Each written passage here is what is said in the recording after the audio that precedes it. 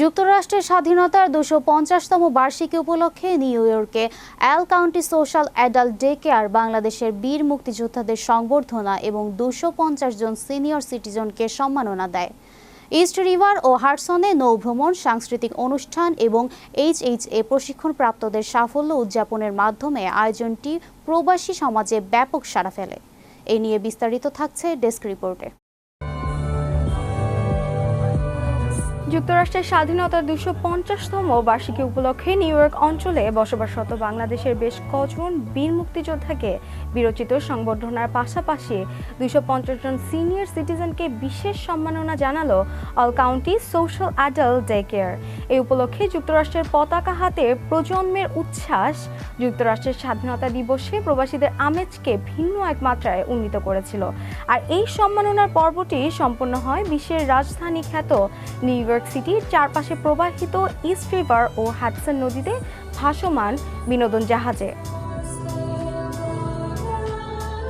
কুইন্সের করোনায় অবস্থিত world fair Marina party হল সংলগ্ন ঘাট থেকে জাহাজটি ছাড়ার প্রাক্কালে আয়োজক সংস্থার প্রেসিডেন্ট ও সিইও মোহাম্মদ কাদের সিআইপি সকলকে স্বাগত জানান এবং যুক্তরাষ্ট্রের স্বাধীনতা দিবস উপলক্ষে সকলকে শুভেচ্ছা জ্ঞাপন করেন।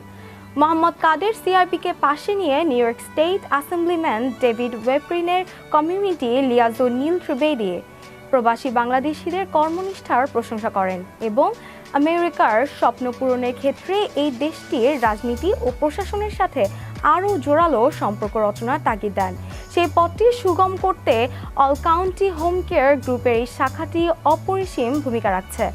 মার্কিন পতাকার রঙে একাকার বেলুন উড়িয়ে স্বাধীনতা দিবসের এই কর্মসূচির শুভ সূচনা ঘটানো হয় কয়েকজন সিনিয়র সিটিজেনের মাধ্যমে।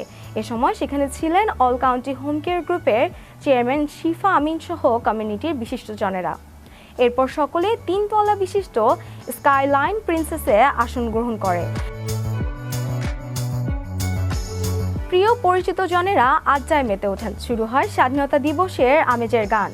জনপ্রিয় শিল্পী রিজিয়া পারভিন, নাজু আকন্দ এবং কামরুজ্জামান বকুল বাঙালি স্টাইলে নেচে গেয়ে আমেরিকার স্বাধীনতার জয়গান উচ্চারণ করেন। এমনই অবস্থায় অল কাউন্টি হেলথ কেয়ার গ্রুপের চেয়ারম্যান এবং গ্রুপটির সহযোগী মিডিয়া বাংলা গ্যাজেটের প্রকাশক শিফা আমিনকে পাশে নিয়ে মোহাম্মদ কাদের সিআইপি উপস্থিত বীর মুক্তিযোদ্ধাগণকে সম্মাননা স্মারক প্রদান করেন। মোহাম্মদ কাদের এ সময় বলেন, যুক্তরাষ্ট্রের স্বাধীনতার জন্য যুদ্ধ করা কেউই বেঁচে নেই, তাই আমরা বাংলাদেশের স্বাধীনতা যুদ্ধে অসম সাহসী ভূমিকা পালনকারীদের মধ্যে যারা এই নিউ ইয়র্ক অবস্থান করছেন সেই গর্বিত সন্তানদের সম্মান জানানোর মধ্য দিয়ে স্বাধীনতার গৌরব গাথা অধ্যায়ে রোমন্থন করার চেষ্টা করছি। মুক্তিযোদ্ধাগণের মধ্যে ছিলেন কণ্ঠশিল্পী রথন্দ্রীনাথ রায়, সম্পাদক সাংবাদিক লাবলু আনসার, এই সংস্থার প্রধান উপদেষ্টা ডক্টর মাসুদুল হাসান, চিত্রনির্মাতা ও পরিচালক আবুল বাশার চুন্নু, আব্দুল সাদেক, শহীদুল ইসলাম, শওকত আকবর রিচি, মোহাম্মদ নাজিমউদ্দিন, মোহাম্মদ জালাল উদ্দিন সরকার, প্রাণ গোবিন্দ কুণ্ডু, মোহাম্মদ জাহিদ হোসেন, মোহাম্মদ এ কাদির প্রমুখ। এ সময় ৭১-এর স্মৃতিচারণ শেষে বীর বাঙালিদের যুদ্ধে ঝাঁপিয়ে পড়তে উৎসাহিত করতে স্বাধীন বাংলা বেতার কেন্দ্রের গান তীরহারা ওই ঢেউয়ের সাগর পাড়ি দেবরে পরিবেশন করেন রথীন্দ্রনাথ রায়।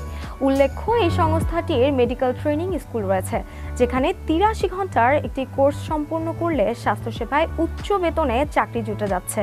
এই ধরনের একটি কোর্স সাফল্যের সাথে সম্পন্ন করা ৪৫ বাংলাদেশিদের মধ্যে ২রা জুলাই বর্ণাঢ্য এক সমাবর্তন অনুষ্ঠানের মাধ্যমে সার্টিফিকেট বিতরণ করার ধারাবাহিকতায় এই নৌ ভ্রমণের কর্মসূচিটি সমগ্র কমিউনিটিতে ব্যাপক সাড়া জাগিয়েছে।